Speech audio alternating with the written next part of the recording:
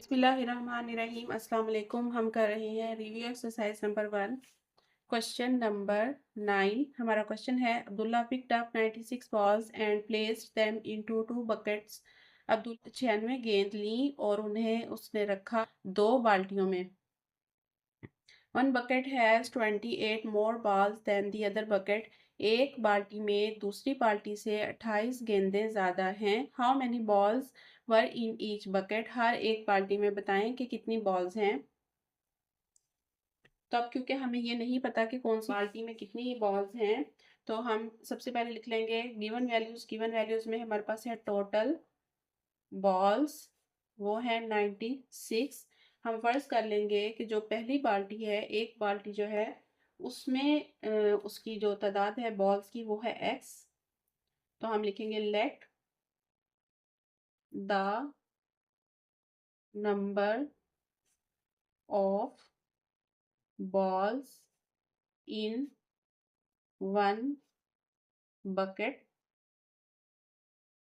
तो हमने x ये फर्ज कर लिया कि पहली जो बाल्टी है उसमें जो तादाद है बॉल्स की वो x है। Number of balls in other bucket. अब जो दूसरी बाल्टी है वो हमें बताया गया कि उसमें 28 बॉल्स ज़्यादा हैं x से। जो ये बाल्टी है इससे 28 बॉल्स ज़्यादा हैं, तो हमने उसको x प्लस 28 लिख लिया। अब हमारे क्वेश्चन की कंडीशन है according to the given condition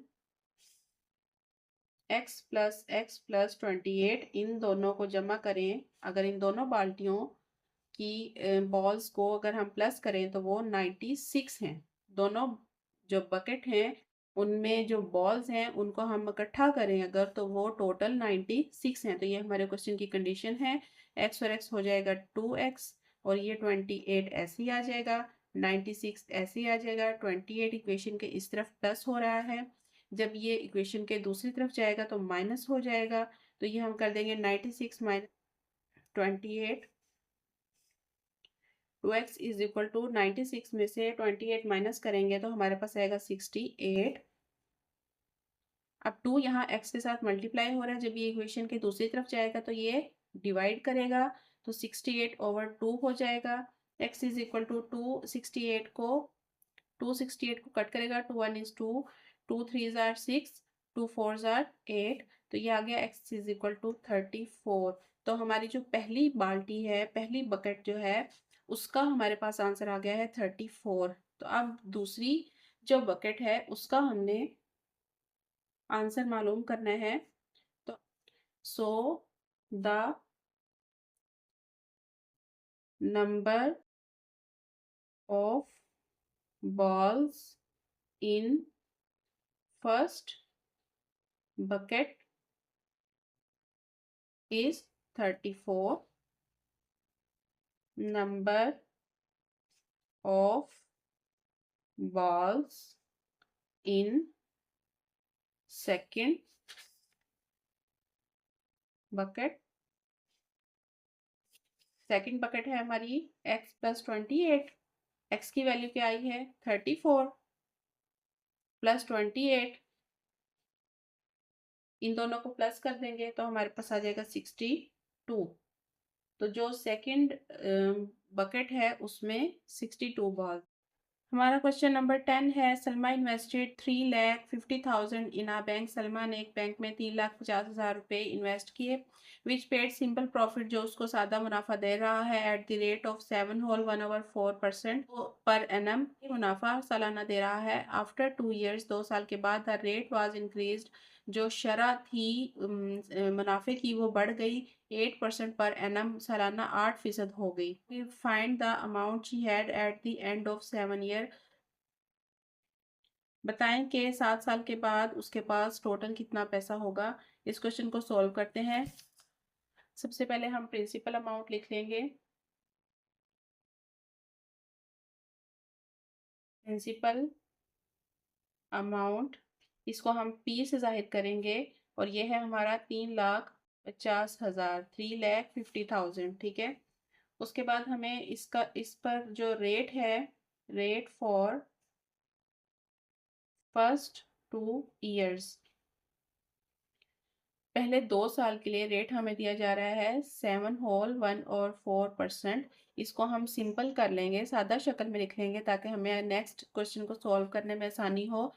तो 4 को 7 से मल्टीप्लाई करेंगे, 4 7 ज़ार 28, 28 में 1 प्लस करेंगे, ये हो जाएगा 29, 29/4%। इसको आप कैलकुलेटर पे लिखें, 29 डिवाइड बाई 4, तो आपके पास आंसर आ जाएगा 7.25%।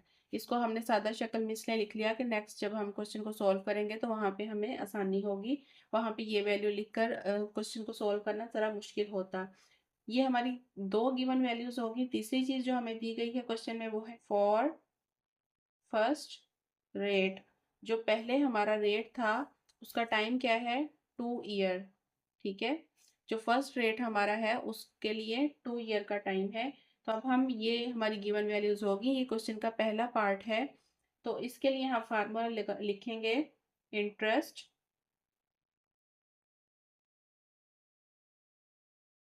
For first 2 years. हम इंटरेस्ट मालूम करेंगे पहले 2 साल का, तो उसका फार्मूला हम इस तरीके से लिखेंगे। इंटरेस्ट को हम आई से जाहिर करेंगे और इसको 1 लिख लेंगे क्योंकि हमने इस क्वेश्चन के 2 पार्ट हैं और हमने 2 जगह पे इंटरेस्ट जो है वो फाइंड करना है, तो इसलिए हम इसको 1 लिख लेंगे। और इसका फार्मूला है प्रिंसिपल अमाउंट, उसके बाद रेट, और उसके बाद टाइम, और नीचे हमारे पास होगा 100। ये हमारा फार्मूला है। और हमने इसमें ये सारी वैल्यूज जो हैं ये पुट करनी है। तो पी की जगह पे हमने लिखना है प्रिंसिपल अमाउंट, वो है 3,50,000, ठीक है। उस रेट है, रेट हमने ये सिंप्लीफाई किया था 7.25, 7.25। उसके बाद टाइम है हमारे पास 2 ईयर, तो ये हमने वैल्यूज लिख ली सबकी। नीचे हमारे पास 100 है। आप सिंपली ये इन तीनों को कैलकुलेटर पर मल्टीप्लाई करें और फिर जो आंसर है उसको डिवाइड कर दें 100 के साथ। तो सबसे पहले हमारे पास है 3,50,000, 3,50,000।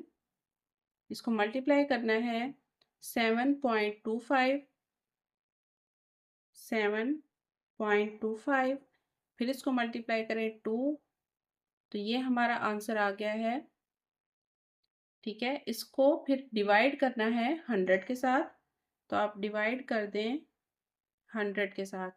तो डिवाइड कर दिया हमने 100 के साथ, तो हमारा ये आंसर आ रहा है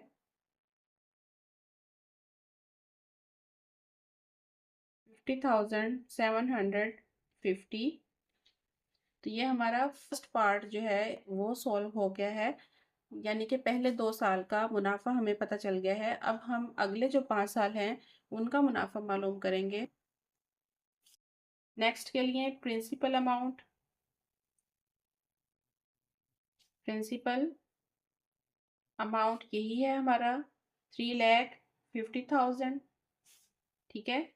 उसके बाद रेट, रेट को हम R2 से जाहिर करेंगे, R2 हमारे पास है 8%।